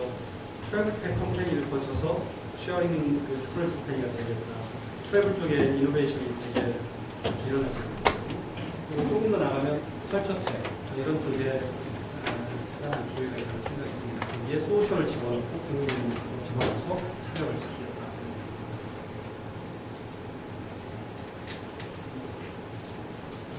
재밌는 사업이 있죠.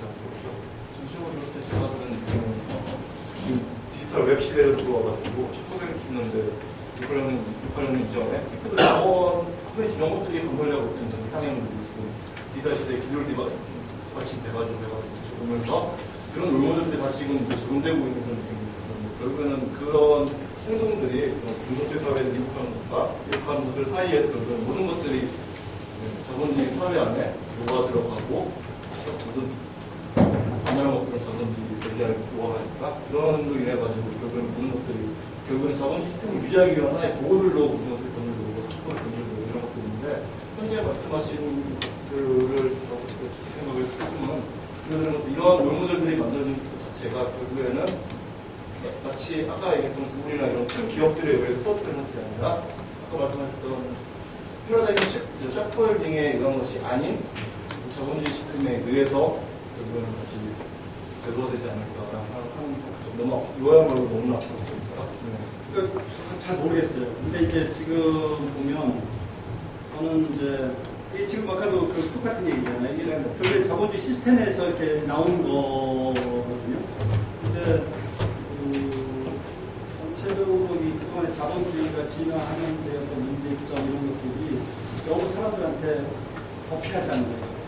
시스템의 문제 이런 게 아니고 그렇다 보니까 저는 어떻게 이게 자본주의 어떤 보완제나 대체제 뭐 어떻게 될지 모르겠지만 그냥 느낌으로는 시간이 얼마나 걸리든 우리는 다시 과거로 돌아가지 않을까. 그게 과거가 뭐냐면 결국에는 마을 중심, 공동체 이런 식으로. 그동안은 마을이 아니라 어떻게든 돈 벌어서 내가서 위에 수고 이런 식이었는데 근데 이게 그냥 그대로 기기는 아니고 자본주의의 그동안의 진화에서 이제 좋은 쪽으로 나가지 않을까. 테크놀로지 같은 경우도 좋은 얘기예요. 여러분 자체가 지금 이미 리버스 엔지니어링 이런 일을 하는데 그래도 믿는 건 뭐냐면 인간은 착하다라는 생각. 그래서 아무리 테크놀로지가 인간을 망칠 수 있는 그 툴을 본다고 해도 인간 본연의 어떤 그 충성 때문에 좋은 쪽으로 진화하고 발전할 거라는 생각 때문에 위험한 겁니다.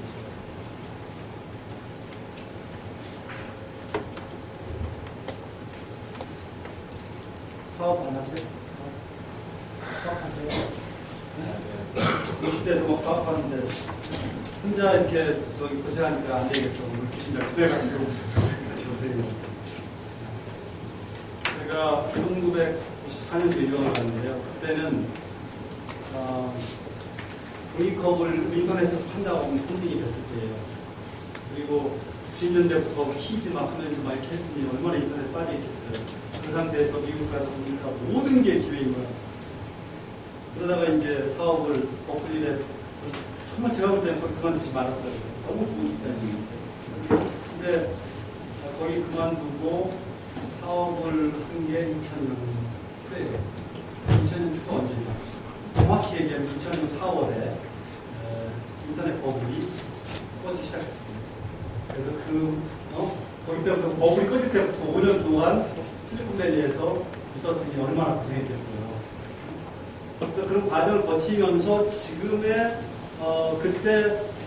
그때도 이제 94년대 뭘 봐도 다 비즈니스 오퍼튜니티인데 지금은 스케일이 좀 정확하게 얘기할 때 최소한 100배인 다 기회. 다만 제일 중요한 건 뭐냐?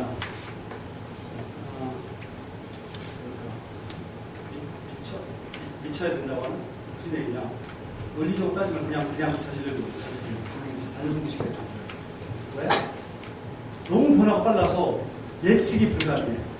그래서 멀리서 아무리 분석해도 안 돼. 현장으로 가야 돼. 현장에 가 있으면 현장에 갈 때 무모하게 됐어도 그 현장에서 물이 어떻게 흐르는지, 유속이 어떤지, 물이 뜨거운지, 차가운지를 알고 대응할 수 있어요. 밖에서는 몰라요. 근데 이 변화가 엄청나게 심하기 때문에 물을 몇 번 이렇게요 적응만 몇만 되면 발 몇 번 하다 보면 물이 잡게 돼 있어요. 밖에 있어서는 밖에서 그냥요 이론적으로 뭐 기사 보고 이거 해서는 이 변화가 너무 빠르기 때문에 이미 기사화 된다고 했을 때는 현장에서 변화가 있다는 얘기거든요. 그러니까 무모하게 기회를 택하자. 회사 공부도 이번 학기 끝내고 잘 했습니다. 지금 설명하신 내용이 기술이 없어도 될 것 같처럼 보이죠.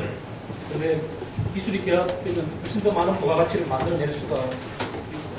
지금 이제 시작은 경제를 공유하는 데서 시작을 했지만 이게 앞으로 나가게 되면 결국은 사람들이 단순히 내가 숙박업소에 들어가는 것이 아니고 내가 그 장소에 갔을 때 그 경험을 공유하는 작업으로 확대될 거고 그 경험은 또 cultural experience로 확대될 수 있겠죠.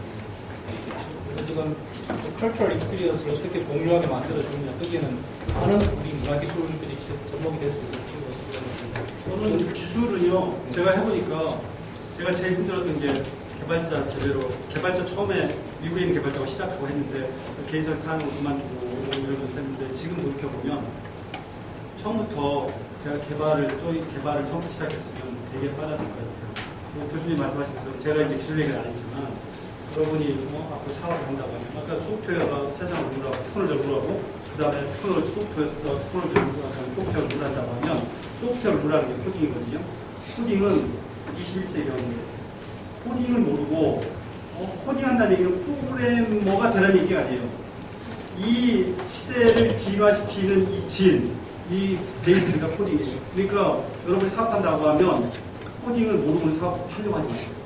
코딩을 할 줄 알아야 코딩하는 사람하고 커뮤니케이션이 돼요. 코드 만들죠. 그러니까 지금 아까 이 시티 거기 정말 가능성이 있는데 그런 흐름을 베이스에서 만들어내고 오 교수님 같이 이렇게 해안이 있으시고 훌륭하신 분과 같이 이렇게 했다 보면 얼마 가잖아요. 그래서 기대가 되고 투자자와 관심 가지고 투자자에 같이 조인하고 싶은 거세요. 아까 질문이 뭔지 질문이 있었어요. 여기 이거 따로 준비된 질문 진행을 열심히 준비한 질문이니까 일단 한번 보고 끝내도록 하겠습니다.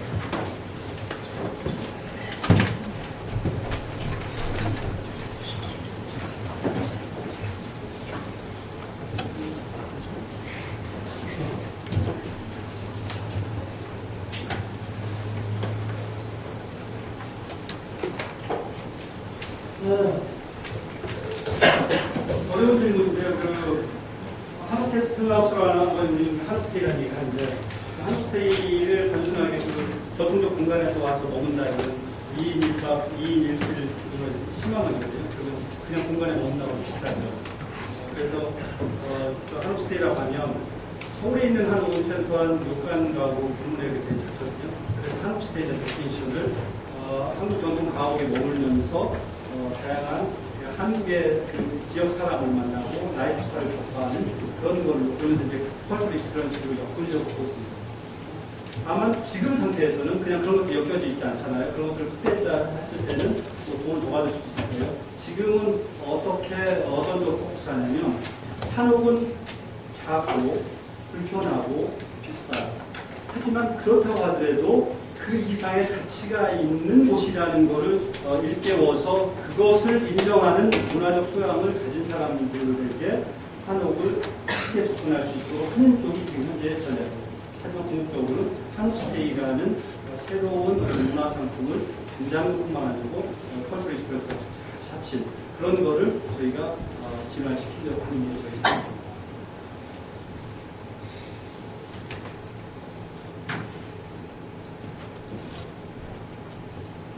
되게 쉽지 않은 일이라고. 제가 토요일 날 한 15분 미녀분들 모시고 이렇게 처음으로 관광 가입 했거든요.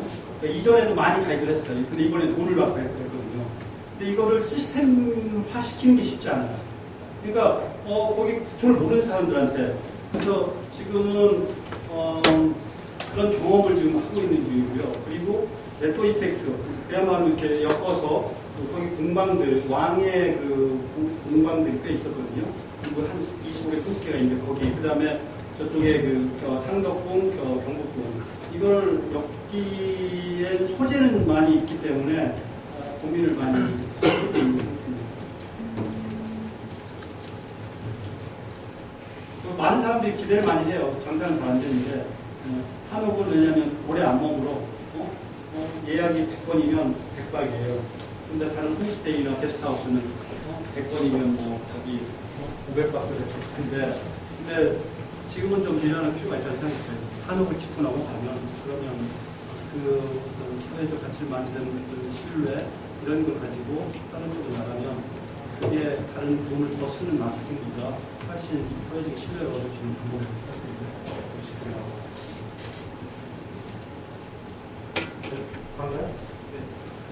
서울에 놀러 오세요. 저는 그냥 걷기만 해 힐링된다는 거거든요. 서울에서 가장 좋은 풍수지로 가장 좋은 게 창지역 경북궁. 오른쪽이 창덕, 두 번째가 창덕궁. 그리고 양궁 사이길이에요. 저기 얼마나 수요가 많았어요. 그리고 이 낙타국의 이 지역, 그 다음에 한성, 영성, 송국이 손재되어 있는 이런 것들이 정말 지나가도 나도 모르게 어떤 그 영감을 주고 힘을 주는 그런 것입니다. 저희가 한옥, 부천 이걸 일단 짚고 넘어간다고 하면 그러면 서울, 그 다음에 서울, 그 다음에 뭐 도쿄 이렇게 해서 해야 됩니다. 자, 그럼 재밌는 경험을 공유해 주신 조박사님께 큰 박수로